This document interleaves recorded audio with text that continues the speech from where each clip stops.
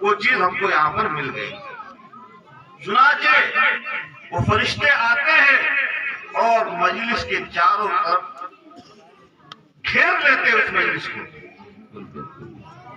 اور مجلس جب ختم ہو جاتی ہے اور مجلس کے اوپر اللہ کی رحمت کی بارش ہونے لگتی ہے۔ جب مجلس ختم ہو جاتی ہے یہ فرشتے اللہ کے بارگاہ میں حاضر ہوتے ہیں اور اللہ تبارک تعالیٰ عظیم ہونے کے باوجود سوال کرتا ہے، ان کی زبانی کہلوانا چاہتا ہے، اے فرشتوں کی جماعت تم لوگ کہاں غائب ہو گئے تھے؟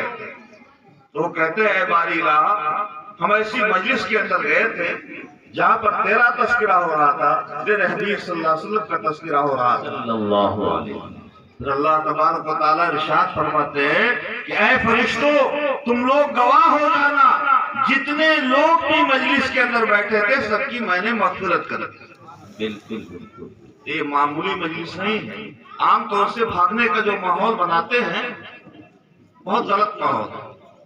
مجلس کا ادب اور احترام رکھنا چاہیے، اور اگر ادب اور احترام ہے تو اللہ تبارک و تعالیٰ کا پہلا انعام ہے مغفرت، اور جب مغفرت ہوگی تو جنت مل جائے گی۔ نہیں ملے گی۔ جس جنت کے بارے میں آپ حضرات نے سنا ہے وہ جنت آپ کو ترنت مل جائے۔ کیوں؟ اللہ تبارک و تعالیٰ ہم کو بخشنے کے لیے بہانہ تلاش کرتے ہیں۔ ہم اللہ کی طرف اگر ایک قدم بڑھا کر کے آئیں گے تو حدیث پاک کے اندر آتا ہے کہ اللہ تبارک و تعالیٰ 2 قدم بڑھائیں گے۔ اگر ہم تھوڑا تیزی سے آئیں گے تو اللہ تبارک و تعالیٰ ہماری طرف دوڑ کر کے آئیں گے۔ لیکن ہم اللہ تبارک و تعالیٰ کی طرف بڑھے تو آج ہمارا تعلق قرآن سے کٹا ہوا، ہم اپنی زندگی کو اٹھا کر کے دیکھیں۔ ایک وہ زندگی جو جناب محمد رسول اللہ صلی اللہ علیہ وسلم نے گزار کر کے اور دکھا کر کے ہم کو اور آپ کو گئے ہیں، اور قرآن پاک جیسی کتاب ہم کو دے کر کے گئے ہیں، دنیا سے رخصت ہوئے ہیں، دنیا سے پردہ فرمائے ہیں۔ آج اس زندگی کو اٹھا کر کے دیکھیے، اور آج ہم اپنی زندگی کو اٹھا کر کے دیکھیں کتنا تفاوت نظر آتا ہے، کتنا تفاوت نظر آتا ہے۔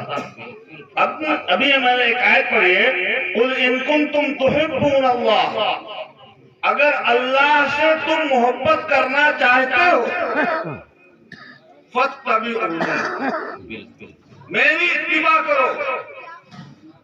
اللہ کے رسول صلی اللہ علیہ وسلم کی زبانی کہلوایا جا رہا ہے کہ آپ اعلان کر دیجئے، بتا دیجئے لوگوں کو اگر تم مجھ سے محبت کرنا چاہتے ہو تو میری اتباع کرو۔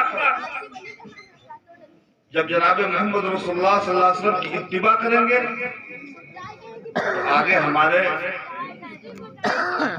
ہم کو ملے گا کیا؟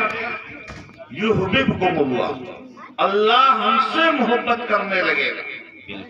اب جب اللہ جس بندے سے محبت کرنے لگے کامیاب ہوگا، دنیا میں بھی کامیاب اور آخرت کے اندر بھی کامیاب، مرنے والی زندگی کے اندر بھی کامیاب۔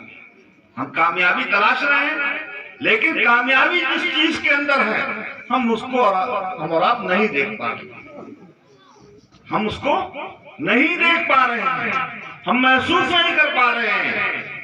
اللہ محبت کرنے لگے گا، اور جب اللہ محبت کرے گا وَيَغْفِرْ لَكُمْ ذُنُوبَكُمْ، تو اللہ تبارک و تعالیٰ تمہاری جو غلطیاں ہوں گی انسانی تقاضے کے تحت، انسانی فطرت کے تحت، ایک انسان ہے غلطی ہو سکتی ہے، انسان بھول چوک اور غلطیوں سے مرکب ہے، غلطی ہو سکتی ہے، تو اللہ تبارک و تعالیٰ تمہاری غلطیوں کو معاف کر دے۔ بالکل جب اللہ تبارک تعالیٰ تمہاری غلطیوں کو معاف کریں گے تو جنت کے مستحق ہو جائیں گے کہ نہیں ہو جائیں گے؟ تو میرے محترم بزرگوں اور دوستوں، ہم ان چیزوں کا خیال رکھیں۔ حدیث پاک کے اندر آتا ہے، ابھی ہم نے ایک حدیث پڑھی ہے، لا یؤمن احدکم حتی یکون ہواہ تبعا لما جئت بہ۔ تم میں سے کوئی شخص کامل مومن نہیں ہو سکتا، مکمل ایمان والا نہیں ہو سکتا، نام کے تو کہہ دیں گے کہ ہم مسلمان ہیں، چل جائے گا، مسلمان گھرانے میں پیدا ہوئے مسلمان ہیں، لیکن مکمل ایمان والے نہیں بن سکتے جب تک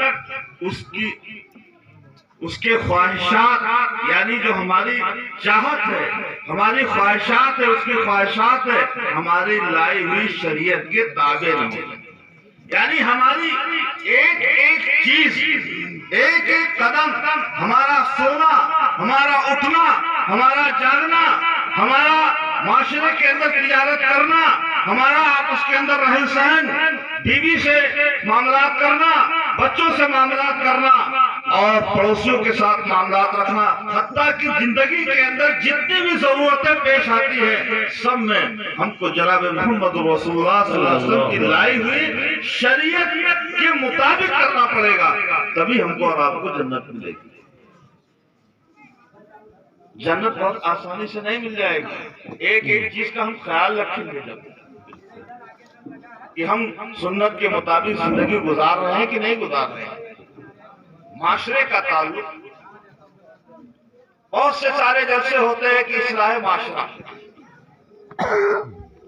اصلاح معاشرہ، ہمارے معاشرے کے اندر کون سی کمیاں ہیں جس سے ہم ہٹے ہوئے ہیں، ہم امید رکھتے ہیں کہ اللہ کی مدد آئے گی۔ قرآن پاک کے اندر ہے وَأَنْتُمُ الْأَعْلَوْنَ إِن كُنتُم مُؤْمِنِينَ، تمہارا حصہ اونچا ہوگا لیکن شرط ہے کہ تم مومن ہو، پکے ایمان والے ہو۔ اب ہم اور آپ جائزہ لیں کہ مسلمانوں کا سر اونچا کیوں نہیں ہو رہا۔ آج ہندوستان کے اندر خاص طور سے، اور اگر عالمی سطح سے دیکھا جائے تو ہم اور آپ یہ محسوس کر رہے ہیں کہ مسلمان ہونا ہمارے لیے لائق فخر نہیں، بلکہ بہت ہی مایوسی کے ساتھ ہم اپنے آپ کو مسلمان کہتے ہیں۔ ایک صاحب کہنے لگے کہ بھائی دیکھیے ہم ایسے ماحول میں رہتے ہیں جس ماحول کے اندر ہم کو اپنے آپ کو مسلمان کہتے ہوئے ڈر لگتا ہے۔ کیوں ڈر لگتا ہے؟ کہتے معاشرہ بڑا خراب ہے، وہاں پہ لوگوں کا جو اجتماع ہے، وہاں کا جو ماحول ہے